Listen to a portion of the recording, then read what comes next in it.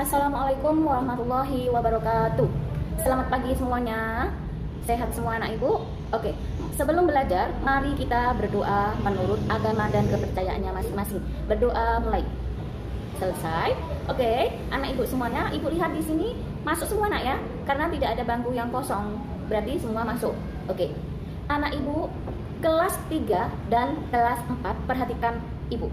Karena ini adalah kelasnya gabung, maka anak kelas 3 dan kelas 4 tidak boleh ribut.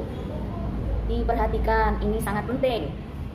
Anak ibu kelas 3, ibu akan memberi materi tentang IPA, yaitu ilmu pengetahuan alam. Itu tentang benda padat, benda cair, dan benda gas. Sedangkan anak ibu kelas 4, ibu akan memberi materi tentang IPS, yaitu tentang kerjasama. Jadi semuanya harus kerjasama, memperhatikan ibu dan tidak boleh ribut. Oke, semuanya anak ibu perhatikan, lipat tangannya dulu nak. Ini belum ibu memberi tugas belum.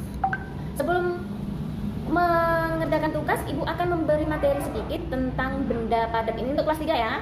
Benda-benda yang ada di sekitar kita. Ada 3 macam, yaitu benda padat, benda cair, dan benda gas. Oke, kelas 4 boleh mendengarkan tetapi tidak boleh ribut. 3 macam benda berdasarkan wujudnya, yaitu benda yang berwujud padat, cair, dan gas. 3 contoh benda berwujud padat di lingkungan sekolah itu contohnya apa? Yuk, kelas 4 boleh menjawab. Oke, meja, apalagi? Lemari, apalagi? Papan tulis, spidol, buku, dan sebagainya. Oke, sebutkan 3 contoh perwujudan cair, benda cair di lingkungan sekolah yang ada di sekolah kita ini. Apa yuk? Air. Air di kamar mandi ada kan? Apalagi? Teh, ada teh ya? Kantor ada teh. Susu di mana? Kantin. Oke, tahu ya semuanya. Kalau di rumah ada pasti minyak goreng, apalagi minyak panas dan sebagainya. Terus sebutkan 3 contoh benda berwujud gas di lingkungan sekolah. Ayo, ada apa yuk yang di sini? Apa? Udara, asap kendaraan, dan uap air. Oke, 3 sifat yang dimiliki benda padat antara lain bentuknya tetap, volumenya tetap, dan dapat berubah bentuk bila diberi perlakuan. Contohnya adalah apa yuk?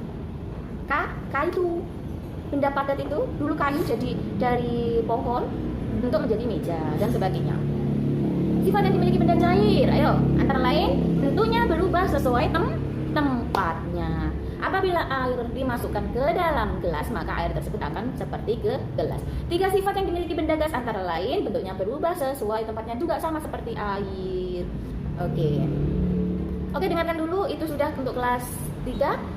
Sekarang kelas 4 ya. Kerjasama adalah kegiatan yang dilakukan 2 orang atau lebih untuk mencapai tujuan bersama. Oke. Masuk manusia sebagai makhluk sosial adalah manusia dilahirkan tidak dapat hidup sendiri dan selalu membutuhkan orang lain. Itu namanya apa? Makhluk sosial. Dengarkan kelas 4 dan kelas 3. Kelas 3 tadi sudah selesai ya, tapi dengarkan dan perhatikan juga. Ibu menerangkan untuk kelas 4-nya. 3 ruang lingkup dalam melakukan kerjasama, yaitu di rumah, di sekolah, dan di masyarakat. 5 contoh kerjasama di lingkungan sekolah antara lain belajar kelompok, lomba tarik tambang, mempersiapkan soal ujian akhir semester, peringatan hari ulang tahun RI, piket kelas, dan sebagainya. 5 manfaat kerjasama yaitu pekerjaan cepat selesai. Apalagi nak? Pekerjaan menjadi ringan, menghemat tenaga, mempercepat persaudaraan, dan sebagainya. Oke, anak ibu, itu semuanya sudah ibu jelaskan tadi. Masalah tentang yang kelas 3 adalah benda yang ada di lingkungan kita, di sekitar kita. Yang kelas 4 itu ada kerjasama. Maka ibu akan menugaskan untuk kelas 4, tolong di kelas 3 dulu. Kelas 3 dulu, tolong dibuka LKS-nya. Semua punya LKS ya. Yang kelas 3 buka halaman 28. Di situ ada keterangan tentang materi tentang benda padat, benda cair, dan benda gas. Yang kelas 4 buka LKS halaman 36.